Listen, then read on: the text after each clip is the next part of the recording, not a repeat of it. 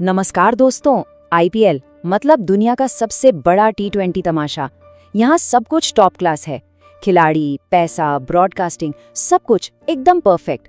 लेकिन एक चीज है, बस एक चीज, जो इस पूरे शानदार एक्सपीरियंस पर पानी फेर रही है। जी हाँ, वो एक चीज जिसे सुनते ही अब क्रिकेट फैंस के मुंह से बस यही निकलता है, भाई आवाज बंद कर दे यार। क्या आपके साथ भी ऐसा होता है? आज हम उसी जख्म पर बात करेंगे जिससे हर भारतीय क्रिकेट फैन का दिल दुख रहा है, हिंदी कमेंट्री का ये शर्मनाक पतन। अरे यार, हिंदी हमारी भाषा है, इस पर तो हमें गर्व होना चाहिए था। तो फिर आज ऐसी नौबत क्यों आ गई है कि फैंस अपनी ही भाषा को कोस रहे हैं? सोचिए कैसा लगता है जब एक जबरदस्त मैच चल रहा हो और कानों में अच्छी इंसाइटफुल कमेंट्री की जगह कुछ और ही पड़ रहा हो। क्योंकि आजकल हमारा हिंदी कमेंट्री बॉक्स कम और लाफ्टर चैलेंज या कवि सम्मेलन का मंच ज्यादा बन गया है। जरा सोचिए, मैच का आखिरी ओवर है, 6 गेंदों में 12 रन चाहिए और कमेंट्री बॉक्स में कोई अपनी शायरी सुना रहा है या कोई अपने जमाने का किस्सा। अरे भाई, फैंस को फोकस चाहिए, एनालिसिस चाहिए। तो चलिए आज इस पूरे मामले की तह तक चलते हैं। आज हम उन चेहरों से नकाब हटाएंगे जिनकी वजह से हिंदी कमेंट्री का स्टैंडर्ड इतना नीचे गिर चुका है। और इस लिस्ट में सबसे पहला नाम हरभजन सिंह, और उनकी सबसे बड़ी प्रॉब्लम ईगो, अहंकार। हाल ही में एक फैन ने जब सोशल मीडिया पर उनकी कमेंट्री को लेकर अपनी नाराजगी दिखाई तो भज्जीपा ने क्या किया? अरे एक लेजेंड होने के नाते उन्हें तो फीडबैक को इज्जत से लेना चाहिए था, लेकिन नहीं, उन्होंने उस फैन को बेहद गंदे शब्दों में जवाब दिया। अब आप ही बताइए, क्या ये सही है? क्या एक लेजेंड को फैंस के फीडबैक पर ऐसा बर्ताव करना शोभा देता है? और फिर आते हैं हमारे नवाब ऑफ नजफगढ़ वीरेंद्र सहवाग।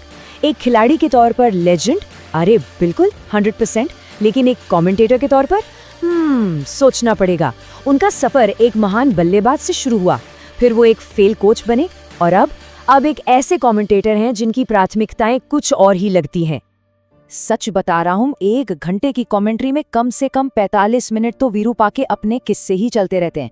हमने 1000 बार सुन लिया कि उन्होंने मुल्तान में 300 कैसे बनाए या शोएब अख्तर को बाउंड्री पर चौका मारने के लिए कैसे कहा।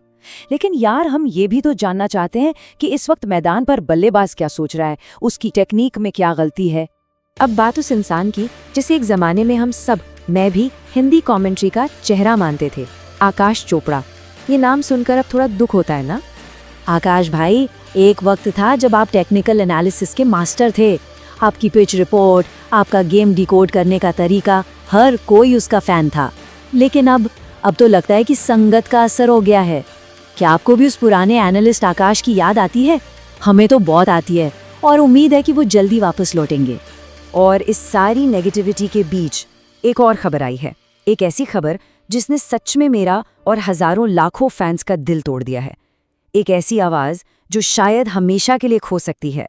खबरें आ रही हैं कि जतिन सप्रू स्टार स्पोर्ट्स छोड़ रहे हैं। अरे यार, ये बंदा हिंदी ब्रॉडकास्ट की जान है, उसकी आत्मा है। जतिन की आवाज में एक नॉस्टैल्जिया है, एक असली फैन वाला इमोशन है। वो अपने काम में बेस्ट है और उनका कनेक्शन सीधा फैंस के दिलों से है। अगर ये खबर सच है ना, तो स्टार स्पोर्ट्स आप लोग एक बहुत बहुत बड़ी गलती कर रहे हैं। अरे आपके पास पहले ही अच्छे कमेंटेटर्स की भारी कमी है, और अगर जतिन सप्रू भी चले गए तो हिंदी ब्रॉडकास्ट अपनी बची खुची आत्मा भी खो देगा।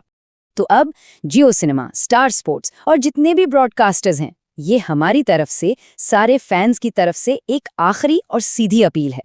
सुन लीजिए, हम मैच देखने के लिए पैसे देते हैं, अपना इंटरनेट खर्च करते हैं और सबसे बढ़कर अपना कीमती वक्त देते हैं। और ये सब हम इन लेजेंड्स की पुरानी ईगो से भरे किस्से और सस्ती शायरी सुनने के लिए नहीं करते। हमें क्वालिटी चाहिए, हमें एनालिसिस चाहिए, हमें सम्मान चाहिए। आप लोग तमिल, तेलुगु, कन्नड़ जैसी रीजनल भाषाओं में कमाल का काम कर रहे हैं, जो कि बहुत अच्छी बात है। लेकिन हिंदी के नाम पर हमारे दिमाग के साथ खेलना बंद कीजिए। ये एक सीधी चेतावनी है, या तो हिंदी का स्टैंडर्ड सुधारिए, वरना वो दिन दूर नहीं जब लोग हिंदी ऑडियो ट्रैक को हमेशा के लिए बॉयकॉट कर देंगे। तो दोस्तों, क्या आप भी मेरी बात से सहमत हैं? क्या आपको भी यही लगता है कि हिंदी कमेंट्री अपने सबसे बुरे, सबसे खराब दौर से गुजर रही है? अगर हाँ, तो कमेंट सेक्शन में आग लगा दो और अपना पूरा गुस्सा जाहिर करो।